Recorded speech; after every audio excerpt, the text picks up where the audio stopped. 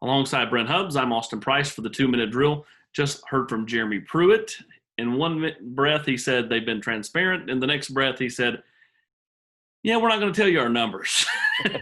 I don't Well, blame him. I don't think that it behooves him to give away who's in quarantine or who's positive tests or any of that stuff because he's been transparent this whole time and it's not helped him at all. So why not go into that kind of, veil of mystery a little bit, Brent, and see what happens. I think, talking from people I've talked to, that the latest round of testing yesterday, everything has come up clean the last two rounds of testing.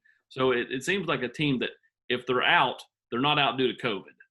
well, and look, I think the message today was it's game week and it's game on. This is the SEC. What's the phrase, Austin? It just means more.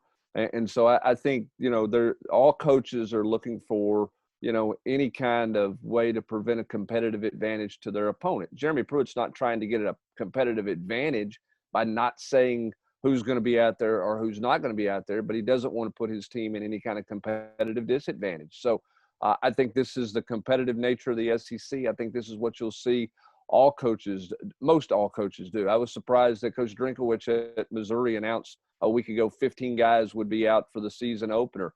Clearly, Jeremy Pruitt made it clear today that that's not going to be their weekly protocol in terms of a grand announcement on who's in and who's out heading into game week.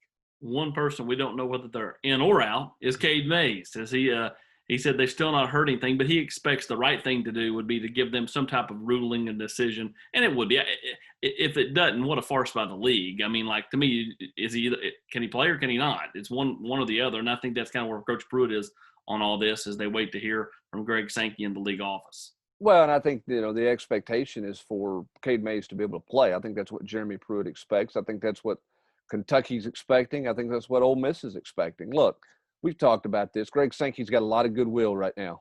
Okay. He's a guy that in a lot of people's estimations around the country, in a lot of ways, sort of saved football because he didn't follow the Big Ten's lead when they canceled the season. Of course, we know the Big Ten's back, but he preached patience and waiting, and student athletes are of the utmost importance, and that's the priority. Well, Jeremy Pruitt's stance is if that's the case and that's the priority, then these guys deserve to play, including his guy, Cade Mays. So I think Tennessee anticipates a good answer on that, Austin. I don't think anybody knows when that answer is going to be.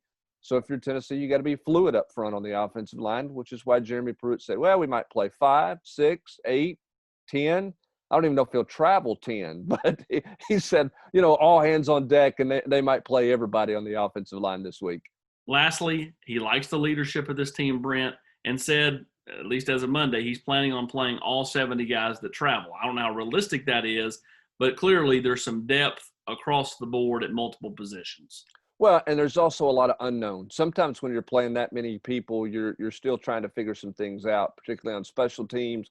You got a young group of receivers. A lot of those guys have been in and out of quarantine. You got Wanye Morris, who's practiced, 2 days, something like that, heading into this week. So, I think part of the play, 70, everybody that's there, everybody who's on the bus, so to speak, gets to play or is available to play and will play, is because you're going into this game with a ton of unknowns. You're still trying to figure out who you are and what you're going to be. You like the leadership, you like the depth, you like some of the experience, but you haven't scrimmaged like you normally would scrimmage with a full complement of players. I know they've done situational stuff, but it hasn't been anything normal for the last month. As Pruitt said today, I like our chances of playing this week better than I did 10, 15 days ago when I didn't have 50 players out. Now, that number it's kind of like a fish story. It seems to grow with each press conference. It's 20 to 31 to 50. But the fact of the matter is Tennessee 2 weeks ago going to have a hard time playing football. But that does not appear the case as Tennessee gets ready to take on South Carolina Saturday. One note getting out the door, he did say Carlin Fields-Amee is no longer a part of this football team. He's still part of the program, but will not play this season, could potentially return in January. I know, Brent, you and I don't see that as a real possibility. He's likely moving on. For Brent Hubbs, I'm Austin Price for the 2 Minute Drill.